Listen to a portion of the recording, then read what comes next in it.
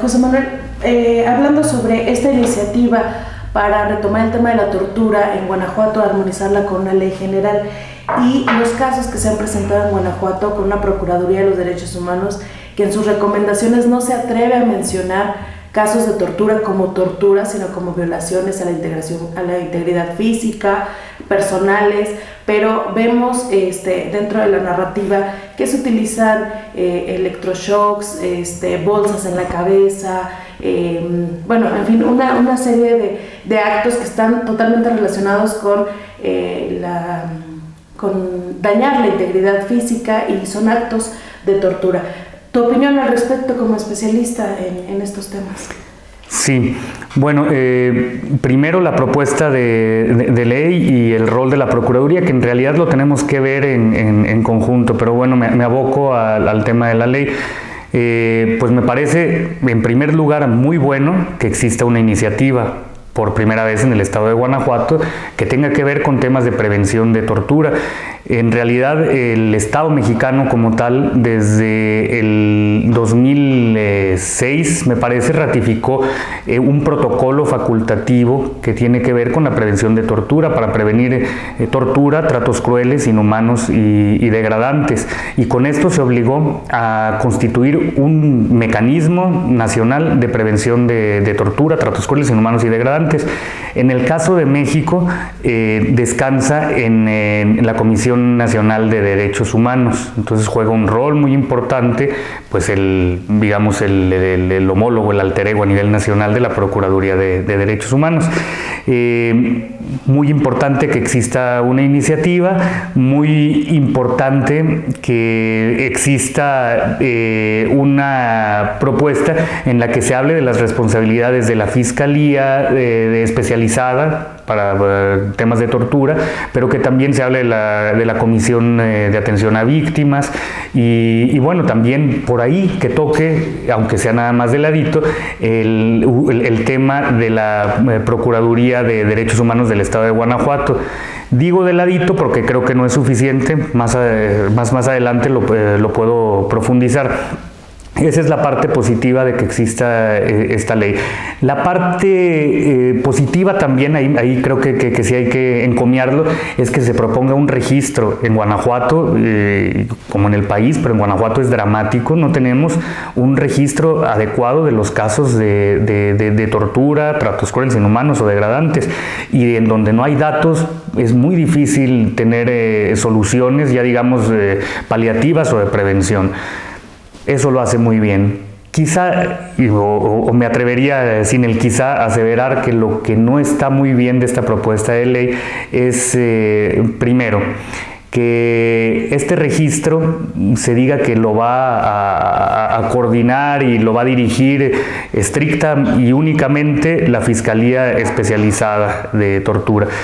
¿Por qué? Porque hay un tema de fondo que conocemos en Guanajuato y bueno, que además no es ajeno a la realidad nacional e internacional. Las fiscalías sí es verdad que se promueven, como en este caso, desde su naturaleza de autonomía, pero en el caso de Guanajuato no lo es en este caso. Hubo una oposición muy grande cuando pasamos de Procuraduría a Fiscalía y bueno, ¿quién eligió a los fiscales especializados? Como dice la ley, pues es el mismo fiscal general. Digamos que no se ha demostrado una autonomía de hecho y que como todo niño recién nacido, pues le costará levantarse, dar sus primeros pasos y caminar.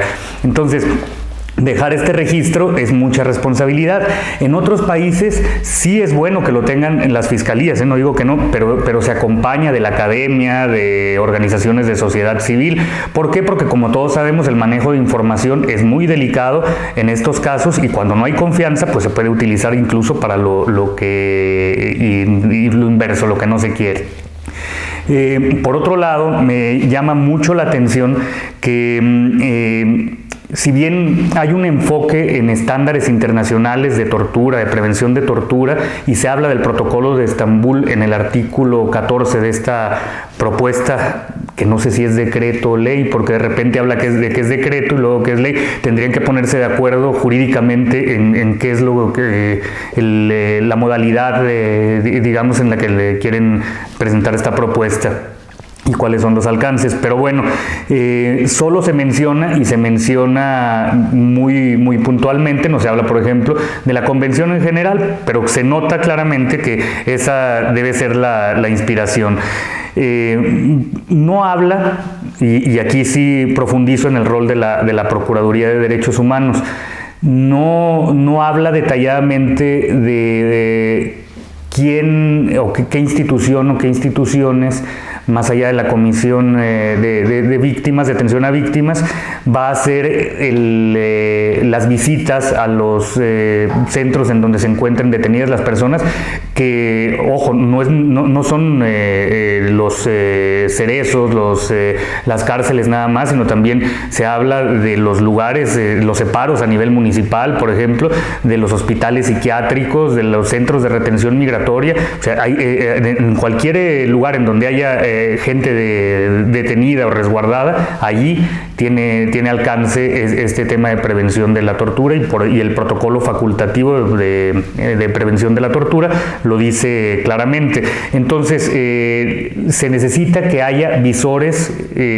con calidad autónoma, que sepan a profundidad de derechos humanos, y este rol naturalmente lo han jugado siempre las comisiones nacionales o estatales de derechos humanos. En este caso, la Procuraduría de Derechos Humanos sería la que naturalmente estaría llamada a hacerlo.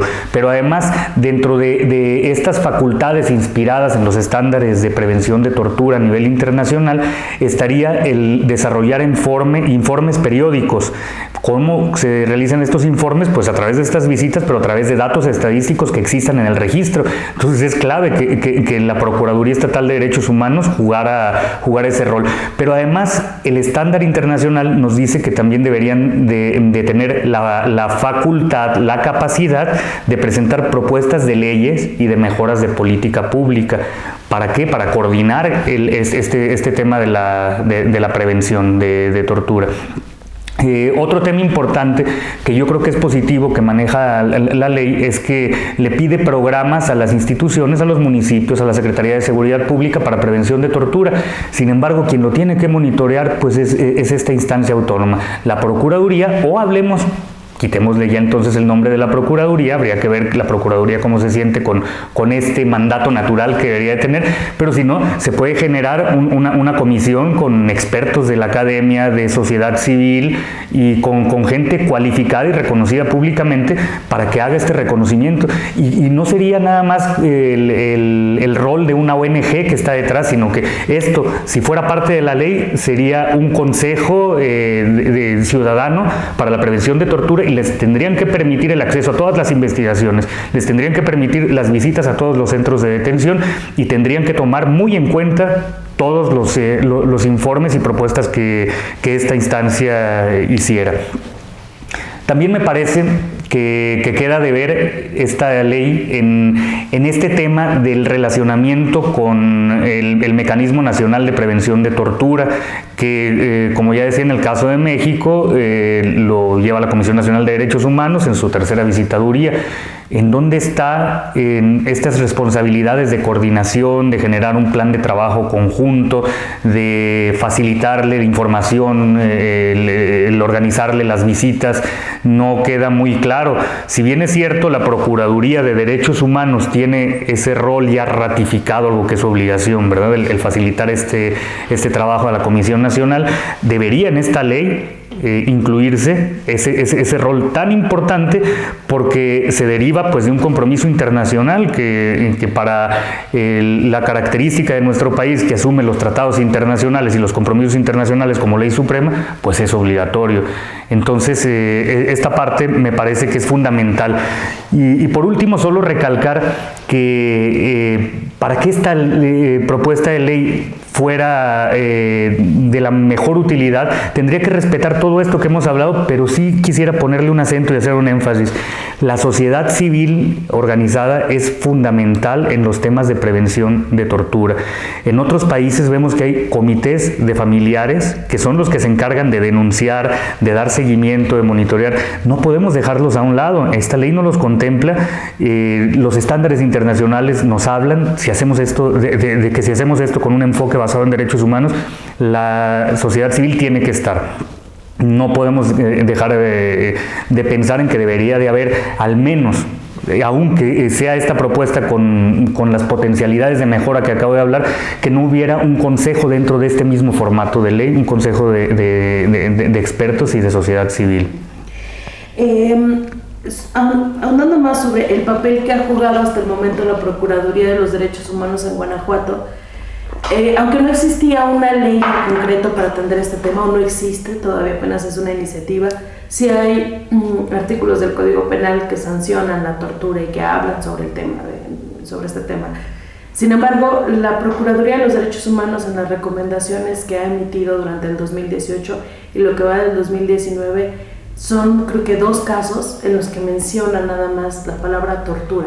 Todos los demás son violaciones a la integridad física, a la integridad personal. El hecho de no mencionarlo por su nombre, también en qué área, en qué cancha deja la Procuraduría Estatal de los Derechos Humanos. Sí, bueno, pues me parece, ahora centrándonos en el rol de la Procuraduría no necesita una ley como esta que se propone para funcionar. La Procuraduría está obligada, porque hay estándares internacionales y nacionales de derechos humanos en los que tiene que jugar un rol.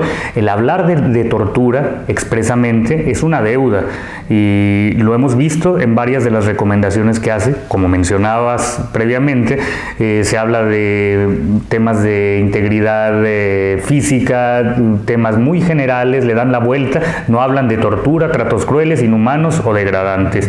Y esto tiene una carga no solo emotiva, y yo creo que en el fundamento legal tiene que estar muy claro, porque si no se reconocen estos hechos, es imposible que tendamos a la reparación del daño y a las medidas de no repetición. Allí, en términos llanos, me parece que con los hechos que tenemos es contundente que la Procuraduría no ha jugado el rol de protección de derechos humanos al que está llamado a hacer en el contexto del estado de Guanajuato. Es muy preocupante que no lo haga. Yo no sé cómo es esa relación con la tercera visitaduría de la Comisión Nacional de Derechos Humanos, es decir, con el mecanismo en su rol de coordinación del Mecanismo Nacional de Prevención de Tortura, pero no encuentro informes públicos sobre este apoyo a este mecanismo, sobre las visitas que hagan a centros de detención, sobre las visitas que hagan a las instituciones mismas de la Fiscalía. No hay claridad, y tampoco, yo me recuerdo que leí incluso alguna recomendación en las que en lugar de apelar a estándares internacionales, al protocolo de Estambul, se hablaba de su propia ley de protección de derechos humanos y alguna ley de seguridad pública del estado de Guanajuato. O sea, me parece que es pobrísimo y muy limitado el estar apelando nada más a estándares del estado de Guanajuato, ni siquiera la ley de prevención de tortura. Entonces, creo que la Procuraduría tiene un rol muy importante en coordinar las acciones de capacitación a otras instituciones y entidades. Sé que tiene un montón de convenios con todo el mundo, ¿no? Con todos los municipios, por ejemplo, con todas las dependencias estatales. Pero para dar capacitación, pues primero necesitas tener muy fuertes tus propias capacidades. Yo creo que no estaría mal que la Procuraduría se capacitara en el uso de mecanismos internacionales y nacionales de prevención de tortura, y que desde un enfoque basado en derechos humanos invitáramos desde los medios de comunicación y desde la sociedad civil a que nos rindan cuentas de qué están haciendo con relación a la tortura, y esto no significa nada más colgar en la página web hay tantos casos, se dice tal cosa, sino siguiendo cada una de las directrices y estándares de derechos humanos. ¿Cuáles son estos? ya dijimos, está la Convención contra la Tortura, está el protocolo facultativo del que ya hice mención, de prevención de tortura, tratos crueles, inhumanos y degradantes, pero si lo queremos más apegado a nuestra realidad, pues el Alto Comisionado, la Oficina del Alto Comisionado para los Derechos Humanos hizo una guía para la atención de los casos de tortura y prevención de tortura en 2010. Y si lo queremos más tropicalizado al ámbito mexicano, en 2017 la Comisión Nacional de Derechos Humanos hizo un manual para cómo desde estas instituciones como la Procuraduría de Derechos Humanos debería de atender los casos de tortura y sobre todo cómo hacer para prevenir la tortura. Hay un manual que está publicado en la página de la CNDH y hay creo que 10 guías que son muy interesantes, te dicen cómo llevar a la práctica todo esto y te dice que cómo apoyar para analizar que las investigaciones en los casos de tortura sea rápida, sea imparcial, sea independiente, sea autónoma, respete los principios de aclarar los hechos, de proponer sanciones, reparaciones y no repetición. Una recomendación que no tenga todo esto no es una recomendación de calidad de una institución de procuración de derechos humanos. De lo que estamos hablando no es nada nuevo, 156 países en el mundo siguen estos estándares, han firmado el protocolo facultativo y se han obligado a hacer este tipo de seguimiento. Les digo, aquí mismo la CNDH tiene en estas guías de seguimiento para la tortura instrumentos que incluso les dice por etapas, ¿no? Cuando tú vas a ver si hay casos de tortura o para prevenir la tortura en temas de capacitación, tienes que hablar de 5 ámbitos: de trato digno, trato humano a las personas, cómo está el tema de legalidad, de seguridad jurídica, cómo está el tema de salud de las personas, y cuando vas y haces este tipo de análisis y de monitoreo, verificar también cuál es la situación de los grupos de mayor vulnerabilidad, porque bueno, no es lo mismo que una mujer sea la que está en un caso de estos de supuesta tortura, o que sea un niño menor de edad, una niña, etcétera. Entonces, hay mucho. Hablando de las recomendaciones y cómo deberían de venir integradas, estas que emite la Procuraduría de los Derechos Humanos del Estado, en su mayoría son procedimientos disciplinarios o administrativos dirigidos a los elementos de la Policía Ministerial, Policía Municipal, FESPE, pero nunca habla de una garantía, por ejemplo, de no repetición, y vemos, revisando quiénes son los funcionarios recomendados, que hay varios policías ministeriales, hay al menos 5 policías ministeriales que han sido mencionados en más de una recomendación por este tipo de actos. Entonces, aquí también estamos hablando de la falta de una Procuraduría de los Derechos Humanos que garantice pues así que los derechos de todas las personas que son detenidas por alguna situación.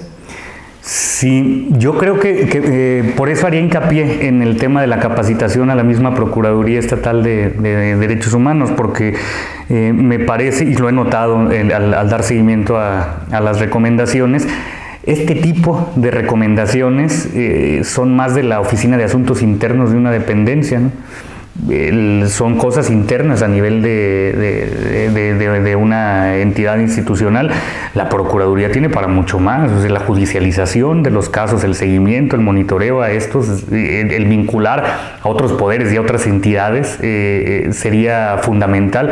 Y bueno, pues como ya hablamos, si hablan de tortura tímidamente, apenas en 2 casos de todos los que tienen, y si sus recomendaciones son para la misma fiscalía, por ejemplo, que en muchos casos, o las policías, que son quienes son los supuestos perpetradores de estos actos de inhumanos, crueles, degradantes o de tortura, pues hay muy pocas esperanzas de que esto pueda cambiar. O sea, digamos que la Procuraduría tiene una potencialidad muy grande, pero necesita empezar a ejercitar esos músculos como para poder tener la fuerza, la presencia. Y yo sí creo que hay un tema importante para invertir en capacitación, en capacidades. Ya vimos a nivel nacional, otras comisiones estatales, procuradurías de derechos humanos tienen capacidades que a lo mejor no cuesta mucho hacer un intercambio de experiencias.